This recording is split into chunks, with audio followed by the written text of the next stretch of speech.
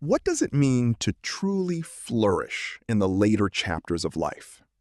This presentation explores a powerful idea that music and writing are not just hobbies for older adults.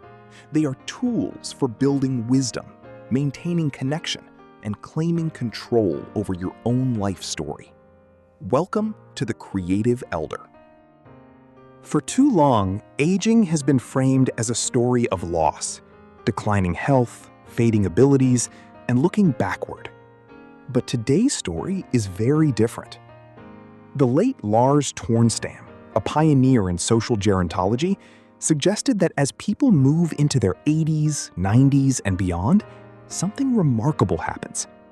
Rather than withdrawing from life, they shift toward a more cosmic, spiritual, and meaningful understanding of existence. It's not a retreat, it's a transformation. Tornstam's theory of gerotranscendence unfolds across three powerful dimensions. The first is the cosmic view, a sense of connection to the sweep of time, to past and future generations, and a deepened appreciation for the small wonders of daily life. The second is the inner self, a shift away from ego and self-centeredness toward an honest, integrated identity. And the third is social connection, choosing depth over breadth in relationships, and finding that possessions matter far less than presence. Together, these three dimensions describe a profound expansion of the self. Two of the most influential thinkers in this field approached late-life growth from complementary angles. Erik Erikson called it ego integrity, the work of looking back at your life and accepting it as a meaningful whole, a life that had to be. Lars Tornstam went a step further, describing a forward and outward redefinition of reality, a shift from a material worldview to a spiritual and cosmic one. Together, these frameworks show us that growing older is not just about making peace with the past, it's about expanding into something larger. At the heart of this work is a concept called narrative sovereignty, the right to resist labels of frailty and remain the lead character in your own life, even with a complex or imperfect history. Research shows this agency expresses itself in four climbing steps. First, through personal selection, directing your own choices and environment. Second, reframing relationships, sharing wisdom as a meaningful exchange. Third, cognitive autonomy, engaging in complex tasks that push back against stereotypes of mental decline.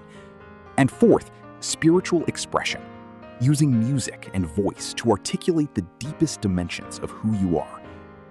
Each rung is an act of authorship. Writing is one of the most powerful tools available for navigating the inner life.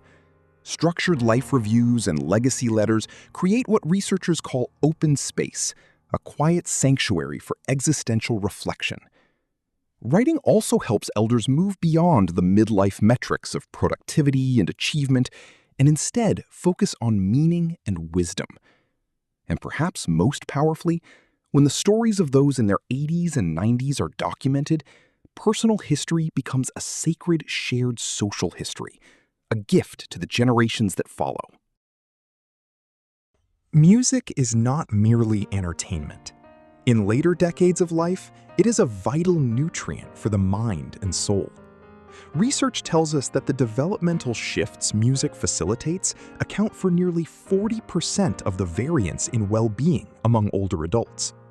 Music works in two remarkable ways. First, it acts as a memory trigger, activating vivid autobiographical recollections that help knit a long and complex life into a coherent whole.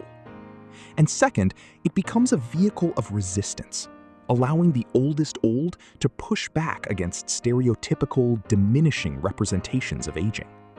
A familiar melody can be an act of power. The path from a single song to a reclaimed identity follows four steps. It begins with choosing a song, an act of agency, selecting music from your own personal history rather than someone else's playlist. That song then triggers a memory, activating the brain's memory systems and providing an emotional anchor to a specific moment in time. The individual then shares the story, the values, the hidden lessons, the historical context held within those notes and lyrics. And through that sharing, they reclaim their identity, projecting a version of themselves that is complex, vital, and fully alive. Then the cycle begins again. The brain retains its capacity to form new connections throughout the entire human lifespan, a quality called neuroplasticity. And active music making is one of the most powerful ways to harness it. Playing music sharpens executive function, the ability to switch between tasks and think flexibly. Recalling lyrics and discussing songs improves verbal fluency and word retrieval. Maintaining focus during musical tasks heightens attention. And learning or practicing an instrument, even starting piano in your 70s, promotes the formation of entirely new neural connections. Music doesn't just touch the heart, it exercises the brain. Music and writing are most powerful when they work together. Think of them as the two pillars of a bridge. Music sparks vivid memories, builds new neural connections, and accesses deep emotional truths. Writing organizes complex thoughts, documents life lessons, and creates a tangible legacy. Together, they support the arch that connects them, narrative sovereignty.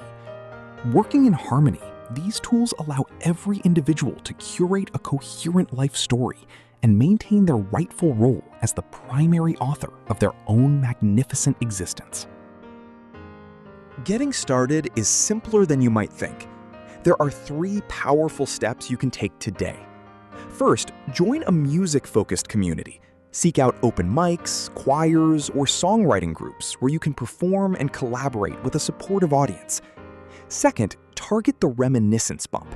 Create a personalized playlist of songs from your teenage and young adult years, specifically ages 15 to 25. Research shows these songs are the most powerful triggers for positive memories and self-reflection. And third, practice mindful listening. Sit with a piece of music and follow every note and rhythm deeply. It's a form of meditation that reduces stress and enhances spiritual clarity. Your symphony is already playing. All you have to do is listen. The research is clear. The later decades of life, the 7th, 8th, 9th, and beyond, are not a withdrawal from living. They are a time of significant potential for personal fulfillment, transcendent growth, and profound contribution. A strengths-based approach celebrates elders not as recipients of care, but as mentors and teachers whose accumulated wisdom and humility are gifts to the world. Through melody, rhythm, and the written word, the oldest old claim their rightful place as the writers and tellers of a magnificent, lifelong existence. The story is not over. In many ways, the most important chapter is only just beginning.